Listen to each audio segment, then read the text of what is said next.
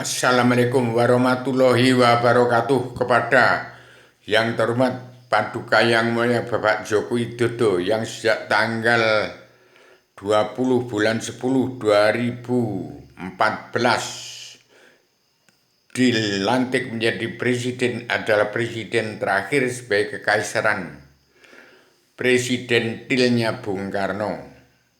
Dan ini sudah saya proklamirkan tanggal 30 Agustus 2022 Indonesia merdeka jadi negara mercusuar dunia dengan kabinet yang telah ditetapkan oleh Allah Ta'ala melalui mulut saya, Paduka Yang Mulia Joko Widodo, Paduka Yang Mulia Basuki Cahayapurnama, Paduka Yang Mulia Sri Mulyani, Paduka Yang Mulia Mata Naswa, dipandu Raden Inyoman Diagung Soekarno Putro sebagai Panglima Komandoti Pasukan Perdamaian Dunia, merangkap Panglima Komandoti Pasukan Pemersatu Umat Islam Jagat.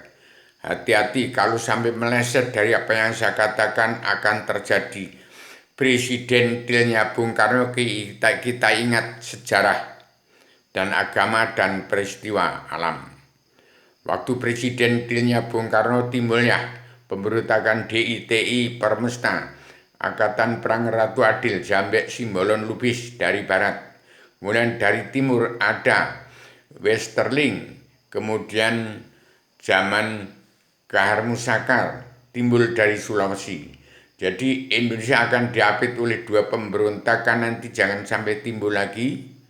Dan di tengah ada DI yang marak hidup waktu itu, yang sekarang mungkin masih bersanggar di mana. Dan sekarang sudah saatnya Indonesia merdeka jadi negara mercusuar dunia. Itu pencetus gagasan Bung Karno. Hati-hati TNI ABRI, jaga itu persatuan dan kesatuan. Petani nelayan pedagang di bumi pertiwi hanya perlu sesuap nasi. Jadi uang bangsa dan negara yang dipeti kemaskan oleh Presiden kedua sampai ke-6 dan seluruh uang-uang bangsa dan negara yang dipolitisir menjadi presiden yang didirikan oleh MPR DPR, orang-orang wakil rakyat yang munafik, dan jaksa hakim, preman-preman hukum. Presiden jangan ada lagi dijadikan kuda lumpingnya orang-orang politik ke partai dan preman-preman hukum, jaksa hakim yang tidak bertanggung jawab dan tidak mengenal hukum. Itu hati-hati. Itu saya tegas sekali supaya Indonesia tetap utuh dan bersatu di bumi pertiwi, di bumi tanah kelahirannya.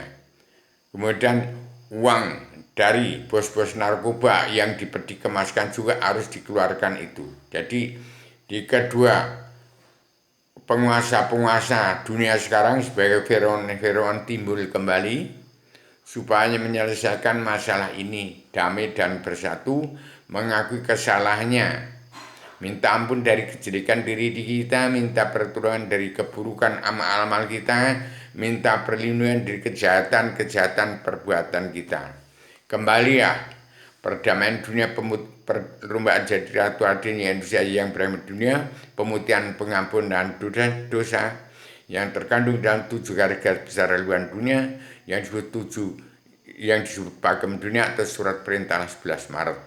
Itu yang harus dilaksanakan oleh anggota panitia Badan Pelaksana Kerja Ratu Adilnya Indonesia yang berdamai dunia, yang dipimpin oleh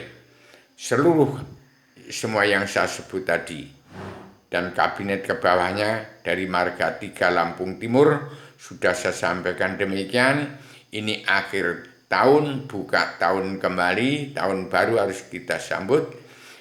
Putra putri Lampung tumbuh berkembang untuk Indonesia merdeka jadi negara mercusuar dunia. Selamat putra putri Lampung, selamat putra putri Lampung, hidup putra putri Lampung. Jadikan Lampung menjadi timbulnya Poncowati ibu kota dunia, pencetus gagasan Bung Karno yang dibangun oleh Bung Karno, Jenderal Yani, kemudian Kapten Suwarno pada waktu itu, Letnan Suwarno, kemudian